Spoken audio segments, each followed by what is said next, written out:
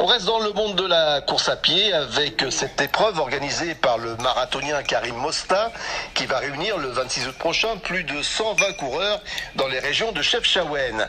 Karim Mosta nous présente ainsi Chefchaouen, la traversée trail.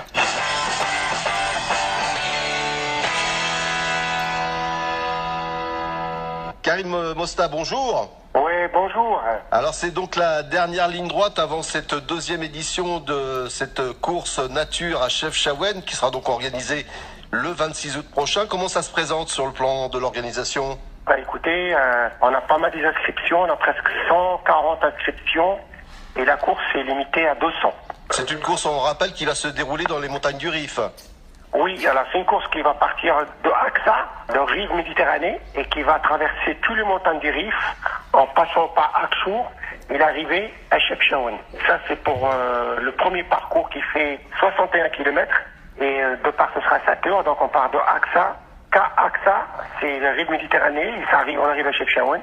La deuxième épreuve qui fait 30 km, celle-là va partir d'Akchour qui va arriver à Chefchaouen. Et le dénivelé, pour la première, c'est 3600. C'est presque comme si on va faire Tulkan. Ça, c'est pour le 61 km. Et la deuxième, il fait 1900 mètres de dénivelé pour 30 km. C'est une course assez difficile, c'est une course de montagne quand même. Alors vous l'avez précisé, donc il y a à peu près 140 personnes déjà inscrites pour cette course nature. Il y a aussi plusieurs nationalités représentées. Oui, exact. On a le Maroc, on a la France, on a le Canada, on a la Tunisie.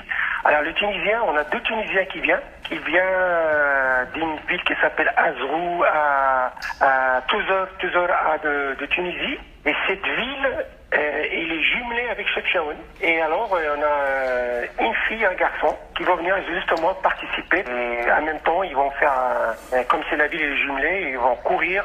Et en même temps, ils vont visiter la ville de Chefchaouen. On a Espagne, on a Portugal. On a aussi Canada, Rebecca, une fille qui vient de Canada pour participer. On a des Pays-Bas, Algérie. Voilà. Et la majorité, c'est les Marocains, bien sûr. Alors justement, pour participer à cette course, il faut au préalable se munir de quelques ustensiles nécessaires. Hein. Oui, comme vous dites, vous savez que c'est une course de montagne. Quand on court en montagne, le temps il peut changer. En bas, il peut faire 40 degrés et il suffit qu'on monte à altitude. D'un seul coup, le temps il peut changer, il peut voir un orage. On peut attraper froid, il peut faire froid. La différence, il fait 20 degrés en bas et là-haut, il fait moins 2. Bon, ici, il ne fera pas moins 2 ni moins, mais ça peut pas baisser la température. Il suffit qu'il pèse du 10 degrés, ça y est, on sent la différence et on peut avoir froid. Et en même temps, on peut se perdre. Le terrain est très bien balisé, mais on peut se perdre. C'est pour ça qu'on leur demande des matériels obligatoires. Par exemple, on leur demande une lampe, un sac à dos, obligatoire un sac à dos. Pour l'intérieur, il faut qu'il y ait une réserve d'eau. Il faut qu'il y ait une lampe, il faut qu'il y ait un sifflet, il faut qu'il y ait un briquet, il faut qu'il y ait un coupe-vent et des épingles à nourrice. Alors le coupe-vent, s'il pleut, s'ils se perdent la nuit, ils ont quelque chose pour mettre sur eux, pour le froid, pour le moustique et tout ça. Les briquets, s'il fait froid, ils sont dans la montagne, tout ça, il faut allumer au moins un petit feu. Une lampe obligatoire parce que la plupart ils vont finir la nuit. Même si 30 km on fait pas la nuit, on peut se perdre, donc on a besoin d'une lampe pour savoir où on va. Il faut un sifflet parce que des fois on peut appeler secours et arrive un moment on n'arrive plus à parler, on n'arrive plus parce qu'on n'a plus de voix. Toujours une réserve de nourriture, une réserve d'eau avec soi. La nourriture il soit avec soi parce que on peut se perdre, on n'a rien à manger, et au moins on peut tenir le coup. Et c'est très important, on a besoin de l'eau, du sucre pour tenir le coup. Tout ça par mesure de sécurité. Voilà, mais nous on est assurés, hein, on a une assurance, mais quand même, il faut que les gens aient un minimum de matériel obligatoire. Ça sinon on ne prend pas le départ. Et puis aussi quelques mesures de précaution avant de partir dans la course. Hein, il faut se préparer dans de bonnes conditions. Ah oui, c'est une course de montagne, donc j'espère que la plupart des gens, ils sont quand même... Ça fait longtemps qu'ils ont pensé à cette course parce qu'on est qui sont inscrits depuis longtemps. Donc les gens, ils sont... La plupart des coureurs, ils l'ont fait l'année dernière, ils ont passé la formation. Il y a une page Facebook, les gens maintenant, ils en parlent entre eux, les coureurs. Donc la plupart, ils connaissent les difficultés. Parce que surtout les 61 km l'année dernière, il n'y a que la moitié qui ont terminé. Hein. Tout le monde n'a pas terminé. Il y en a qui reviennent cette année pour terminer, ils ont passé la formation. La plupart des coureurs, ils savent qu'est-ce que je les attends par les dénivelés.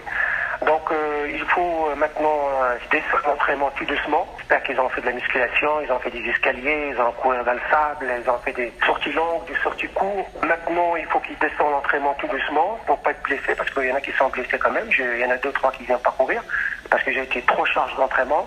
Et là, ils se mordent le doigt. Il faut pas venir, ils sont inscrits, mais il faut pas venir parce qu'ils sont blessés. Et c'est pour ça pour les autres, je les conseille, moi qui j'ai l'habitude de faire ce genre d'épreuve, c'est de relâcher l'entraînement 3 semaines avant, relâcher tout doucement, descendre, parce qu'il faut qu'on arrive en plein de forme. Et le jour de la course, c'est très important, il faut qu'ils ramènent de la boisson énergétique parce qu'il va faire très chaud, très chaud, course de montagne. Pour ceux qui n'ont pas la boisson énergétique, je le conseille par exemple sur 1 litre d'eau, ils mettent une petite cuillère de sel, une toute petite, et 3 cuillères de sucre. Et une autre 75 litres, et encore de l'eau. Et on mélange, on boit une gorgée tous les 10 minutes. 5 minutes après, on boit une gorgée mélangée. Et 5 minutes après, une gorgée d'eau normale. Et avec ça, ça ne permettra de tenir le coup. Et les gens, il ne faut pas qu'ils consomment plus de 60 grammes de sucre par heure. Au-delà de 60 grammes, après, à ce moment-là, le corps, il ne peut pas supporter.